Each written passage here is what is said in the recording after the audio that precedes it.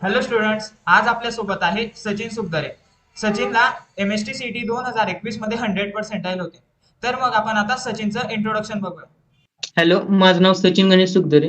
मी मागील वर्षीच्या MST CET मध्ये 100% मिळवले होते. यासोबतच मी JEE ॲडव्हान्स मध्ये क्वालिफाय होतो.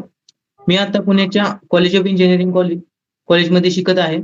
तर मी आता तुम्हाला माझे काही एक्सपिरियन्स शेअर करणार आहेत, जे तुमच्या MST CETच्या प्रिपरेशनमध्ये हेल्प करतील.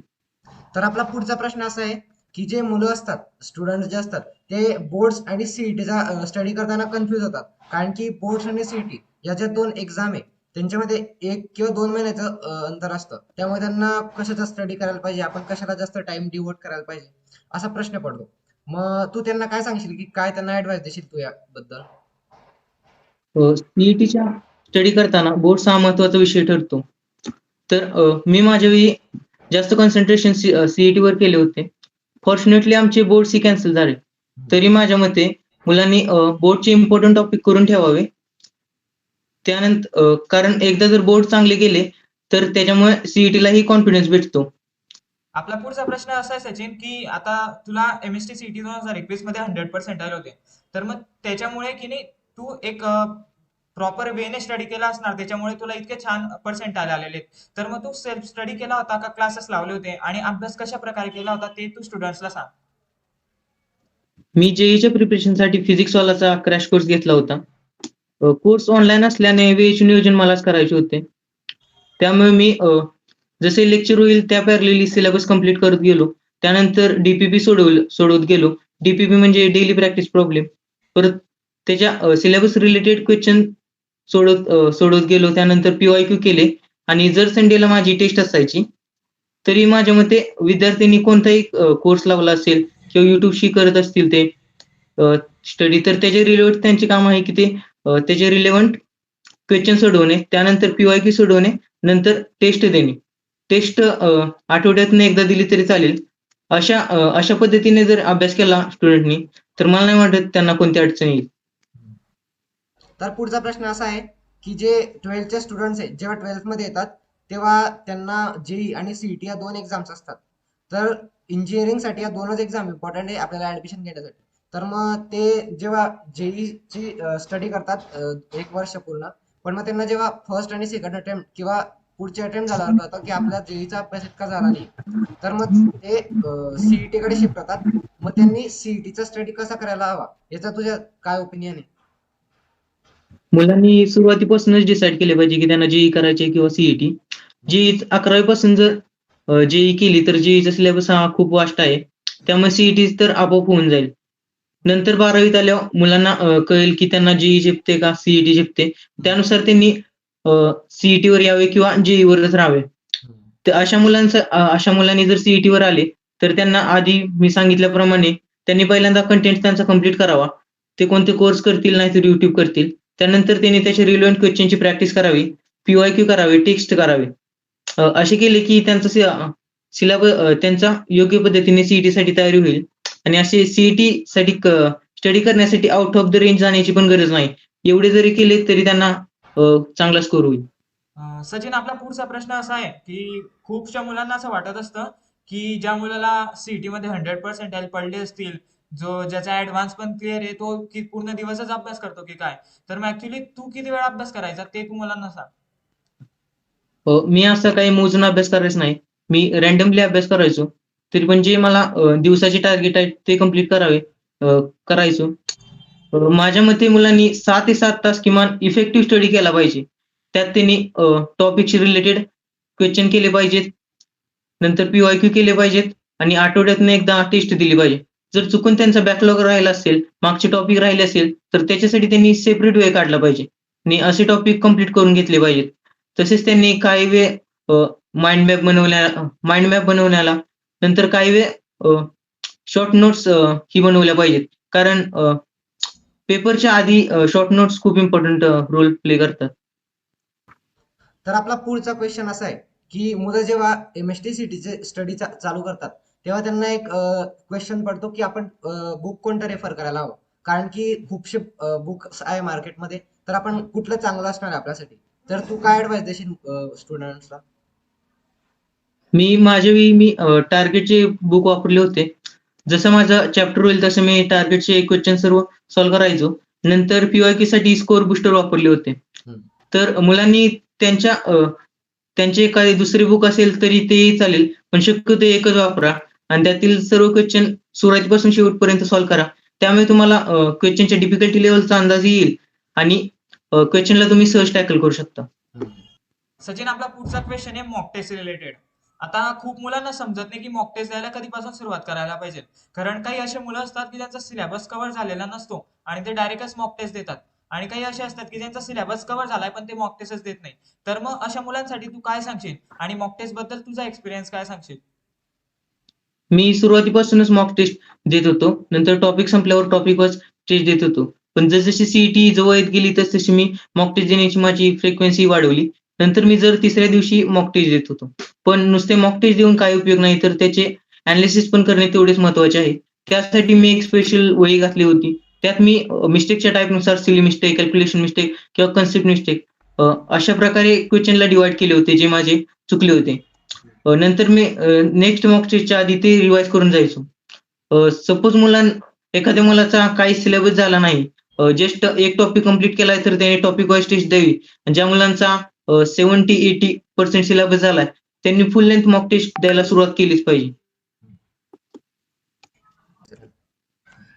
आता जो स्टुडंट एमएसटी सीईटीचं प्रिपरेशन करतो त्याला कोणत्या ना कोणत्या सब्जेक्ट हार्ड जातोच. एखाद्याला फिजिक्स, एखाद्याला केमिस्ट्री किंवा कोणाला मॅथ्स जातो. तर तुला कोणता सब्जेक्ट हार्ड गेला होता आणि तू हार्ड गेल्यानंतर तू त्याच्यात काय एफर्ट्स घेतले की तुला तो नंतर इझी वाटायला लागला किंवा तू त्याच्यात चांगला स्कोर केला? मला सुरुवातीपासून जरा केमिस्ट्री हार्ड वाटायचं, कारण लास्ट 4-5 महिने राहिले तरी माझी केमिस्ट्रीची एवढी तयारी नव्हती. नंतर मला समजले की केमिस्ट्री जर आपली चांगली करायची असेल तर आपल्याला टेक्स्ट बुकची कनेक्ट राहिलं पाहिजे. नंतर मी टेक्स्ट बुकचे सर्व कंटेंट नीट तयार केले. नंतर त्यावर पी-वाय-क्यू वर जास्त फोकस केला. त्यानंतर केमिस्ट्री माझी मॅथ्स आणि फिजिक्सच्या बरोबर आली. जर एखाद्या मुलाला एखादा विषय हार्ड वाटत असेल तर त्या विषयाचा नेचर समजून घेणे खूप महत्त्वाचे आहे. जर फिजिक्स हार्ड वाटत असेल तर त्यांनी कन्सेप्टवर फोकस केले पाहिजे. केमिस्ट्री असेल तर टेक्स्ट बुकवरच फोकस केली पाहिजे आणि मॅथ्स असेल तर जास्तीत जास्त प्रॅक्टिसवर फोकस केली पाहिजे.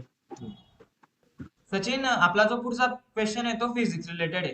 आता खूपसे जे मुलं प्रिपरेशन करत असतात त्याच्यापैकी मॅक्झिमम रेंजचे जे मुलं असतात त्यांना आहे ना फिजिक्स विषय खूप हार्ड वाटत असतो. कारण केमिस्ट्रीमध्ये थेरी असते ते करून घेतात, मॅथचे फॉर्म्युले पार्ट करून घेतात, बट ऍक्च्युली जेव्हा फिजिक्स मध्ये येतात तेव्हा त्यांना थेरी प्लस प्रॉब्लेमचं कॉम्बिनेशन असतं आणि मग तिथे काही मायनर मिस्टेक्स करून त्यांचे मार्क्स पण जात असतात. तर मग अशा मुलांना ज्यांना फिजिक्सची फार भीती वाटते त्यांना तू काय सांगशील की फिजिक्स ओव्हरकम कसं करायचं? मुलांना फिजिक्स अवघड जाण्याचे कारण म्हणजे फिजिक्सच्या कन्सेप्ट समजायला थोडे अवघड असतात. तर आणि फिजिक्स मधील डाऊट तिथे सॉल्व्ह करणे खूप गरजेचे असते. मला वैयक्तिक फिजिक्समध्ये 100% आला आहेत. तर माझी मेथड अशी होती की मी प्रत्येक कन्सेप्ट इमॅजिनेशनने समजून घ्यायचं आधी, की हे असं होतंय आणि काय डाऊट आला की मी तिथल्या तिथेच क्लिअर करून घ्यायचो. नंतर त्याचे रिलेव्हंट क्वेश्चन सॉल्व्ह करायचो आणि मग माझी पुरेशी प्रॅक्टिस होत गेली की मला फिजिक्स खूप सोपं जायचं. जर मुलांनी असे केले, कन्सेप्ट इमॅजिनेशनने समजून घेतले, नंतर डाऊट सॉल्व्ह करून घेतले आणि त्याचे रिलेव्हंट जर क्वेश्चन सॉल्व्ह केले तर मुलांना ही फिजिक्स आवडायला लागेल. तर आता पुढचा क्वेश्चन टाइम मॅनेजमेंट बद्दल आहे. खूप मुलं काय करतात, प्रिपरेशन करतात, स्टडी करतात, लास्ट पर्यंत रिव्हिजन करतात, त्यांची मॉक टेस्ट देतात. पण जेव्हा एक्झामची टाइम येतो तेव्हा ते जेव्हा एक्झाम द्यायला जातात तेव्हा त्यांचं खूप टेन्शन असतं, नर्वस असतात आणि ते पॅनिक होतात लास्ट मोमेंटला आणि त्यांचा जी एक्झाम असते ती खराब जाते. त्यामुळे त्यांना व्यवस्थित टाइम मॅनेजमेंट बद्दल कोणी गायडन्स करायला हवा. तर त्यांना काय सांगशील टाइम मॅनेजमेंट बद्दल? ऍक्च्युअल सीईटीच्या पेपरमध्ये टाइमची खूप प्रेशर असते.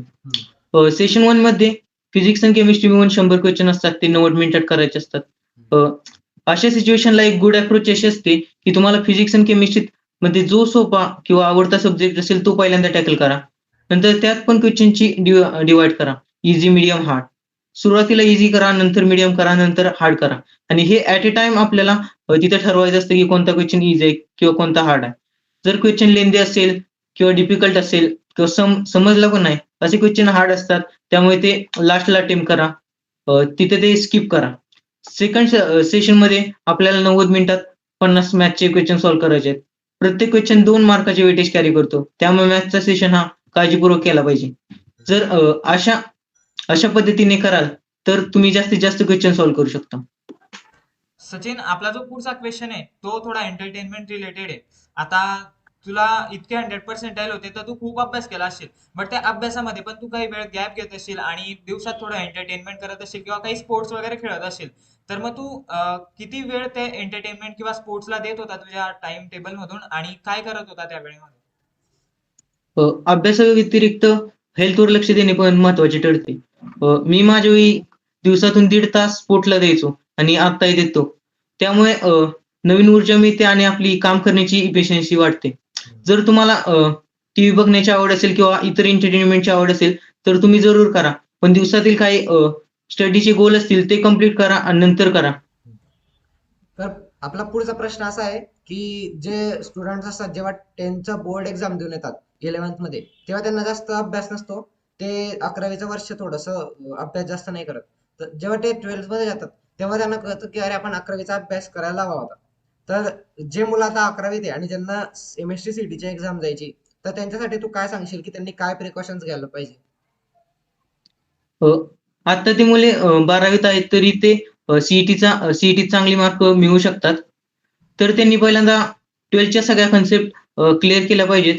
परत नंतर त्या कन्सेप्ट रिलेटेड क्वेश्चनची प्रॅक्टिस केली पाहिजे आणि ती प्रॅक्टिस तशीच ठेवत त्यांनी PYQ सॉल्व्ह केले पाहिजेत. हम्म. आणि त्यांनी दर आठवड्यातून नाहीतर दर दिवशी एक वेळ बाजूला ठेवला पाहिजे ज्यात ते 11वीची रिव्हिजन करतील. हम्म. म्हणजे त्यांचे 11वीचे 20% वेटेज ही कंप्लीट होईल आणि 12वी चांगली होईल. सचिन, आता आपला लास्ट क्वेश्चन असणार आहे की जे मुलं यावर्षी सीईटी देणार आहे त्या मुलांसाठी तू काय मेसेज देशील? सीईटी इंजिनिअरिंगच्या दृष्टीने खूप इम्पॉर्टंट एक्झाम आहे आणि त्याची तयारी सिरियसली घेतली पाहिजे. कारण याचा रिझल्ट कदाचित तुमचे लाईफ बदलू शकतो. आणि याची तयारी आनंदाने आणि मनापासून केली पाहिजे.